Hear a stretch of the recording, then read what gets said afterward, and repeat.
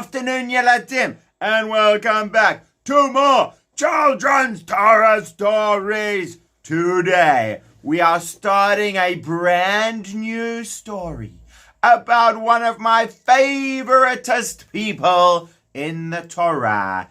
It is a man by the name of Ezra. As you can tell, Ezra is a real hero, and we're going to learn all about him. One of the great things that Ezra did was he helped the Jewish people to go back to the land of Israel and help them to get going again.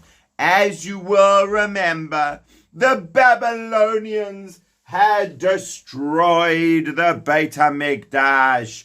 Bash, smash, crash. Nebuchadnezzar, smash. And they had chased the Jewish people out of the land of Israel. And that was why they had gone to live in Babel, which is Babylonia. And then later on when the Persians took over, and that's why we had Ahasuerus and all of that. Well, the next king of Persia was actually fantastic. He was a really great guy. He was not mean. He was not bad. He was nice to everyone. And his name was Koresh. Hello, Koresh.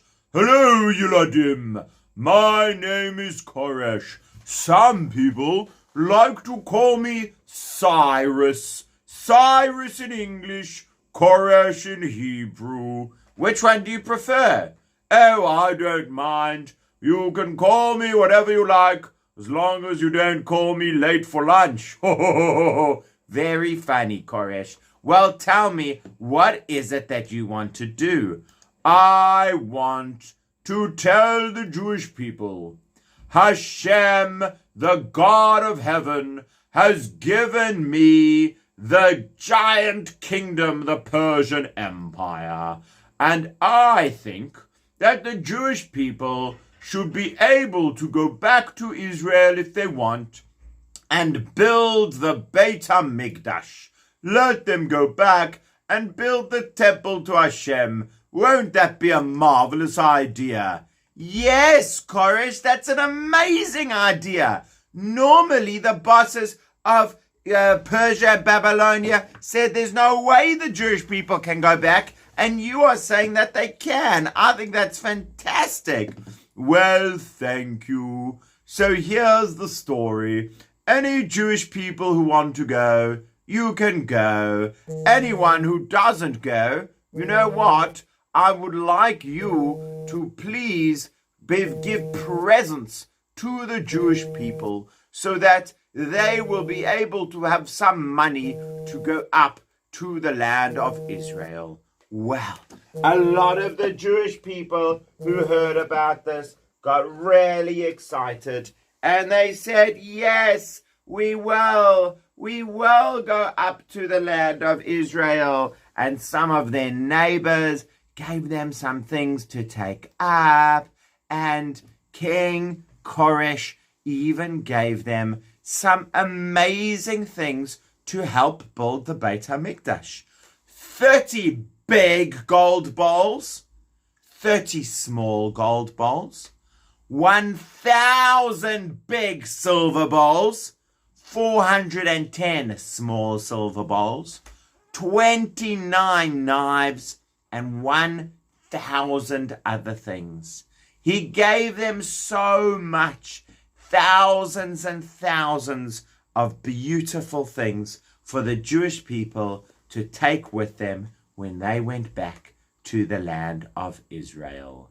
And they went up with a guy called Zerubbabel. Zerubbabel, here he is. Hello, Yeladim. I'm Zerubbabel. Hello, Zerubbabel. What you doing? I am taking the Jewish people back to Israel. Are you going to be like the king, Zerubbabel? Well, maybe. Not exactly. I will be the boss of the Jewish people, and I will help them to do things right. but I won't be the only one in charge. There will be a few people, and I won't really get as much done as we want, but I will get quite a lot. Oh, okay. Thank you for that, Zerubbabel. Well, he took a whole lot of Jewish people back up to the land of Israel. But, I'm sorry to tell you, it wasn't as many as we hoped. Remember, all the Jewish people had left, and now they got an invitation to go back. Well, do you know how many of them went back with Zerubbabel? 42,000. Now, 42,000 sounds like a lot. It was actually 42,360. It sounds like a lot. But actually, it wasn't all that many, because there were like millions of Jewish people. So if only 42,000 went, that's only a small group of Jewish people who went back to the land of Israel. Well, they did get there, and they all started coming together in Jerusalem, and they decided that they would build another temple, another Beit HaMikdash to Hashem. Oh, it's very exciting. And they got together, they're going to build this Beit HaMikdash. But you know the problem? Even with all the presents that Koresh had given them, and even with everything the Jewish people had done, they were still quite poor. And so they built an altar, and they built a temple, a Beit HaMikdash. They did the best that they could, and some of the young people who were there were so excited. They were singing and dancing. Semen Tov, Mazel Tov, Mazel Tov, Semen Tov. We are so happy. We've got the Beit HaMikdash. We've got the Beit HaMikdash. Hooray, hooray, hooray. We are so happy. We've got the Beit HaMikdash. We've got the Beit HaMikdash. Hooray, hooray, hooray. Well, that was what the young people said. But some of the old people didn't feel the same way. You call this a Beit HaMikdash, sonny? This is not as good as the first Beit HaMikdash. This is not a very good Beit HaMikdash at all. In my day, we had a real Beit HaMikdash. Those were beautiful houses where you would be proud to make it a home for Hashem. But this Beit HaMikdash is not nice at all. It's clearly not the best. I wish our Beit HaMikdash was better.